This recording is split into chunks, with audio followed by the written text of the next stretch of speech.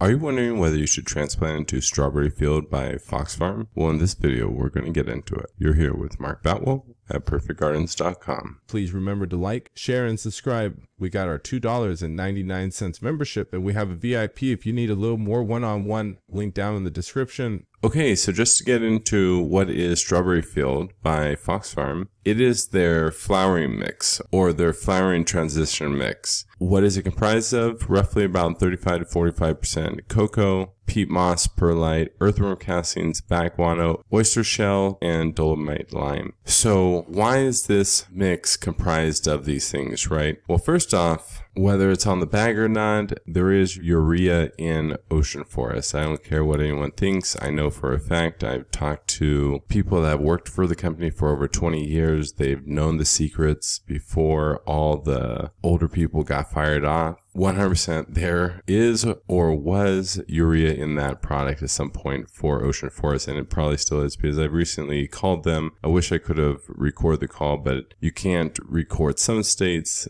Some states are illegal, other states aren't. But the reason why I'm bringing this up is because obviously they're not going to put urea in the strawberry field. Why? Is because that would be really noticeable because you would have a lot more green growth than more going into flowering. So they're at this point are putting in earthworm castings, back guano, and if you look at that, that's going to be more predominant for green growth, not for flowering. Oyster shells is for calcium, and then also the dolomite lime is going to be for calcium and magnesium as well. So you have to kind of think about it, right? So if you're being given steroids, and that's how I'm referencing urea, and you come off of it real quick, or you basically used it all up, the plant's going to need to, in a sense, get used to the other type of nitrogens. And that's why very often a lot of people, when they transplant a strawberry field, you might actually see a little bit of yellowing initially. And that's simply just because the plant's adjusting. Once again, I'd love to hear everyone's comments on what your experience was with strawberry field. Although, just to quickly once again explain a little bit more about the dolomite. The dolomite is for magnesium. Magnesium is needed to make the plants look green. It's not just the nitrogen. We've talked about the chlorophyll molecule and how it's all bonded around the magnesium. In addition to this, the reason why they're putting two products in there for calcium isn't just to balance out the magnesium. It's also because when you give urea, your plants shoot up, they have really green growth, but the stems get very weak. And the stems get very weak because of that really quick growth. So ocean forests, in my opinion, opinions are like assholes, everyone has one, they're putting in additional calcium to help strengthen up the stem because they know that if you go into flowering and there's a heavy wind or whatever, those stems are going to break when your flowers start to fill in and they start to get a little heavier.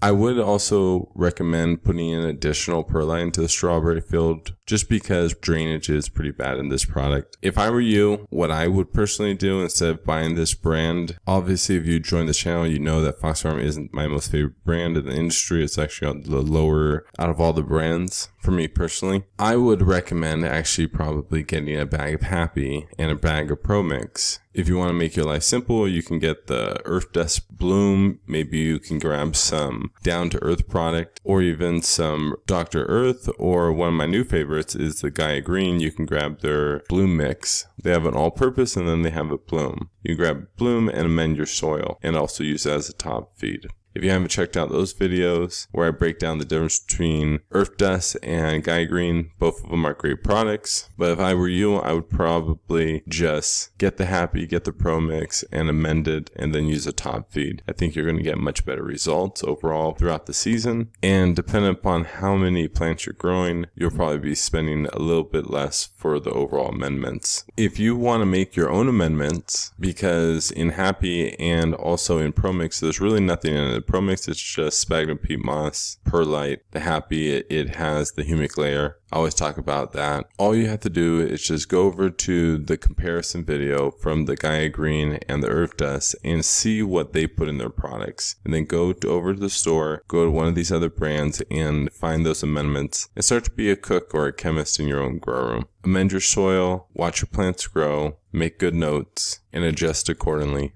I hope this planted a few seeds for you to figure out what you're going to do as you transplant into your flowering soil. Please remember to like, share, and subscribe. Have a great grow, everyone.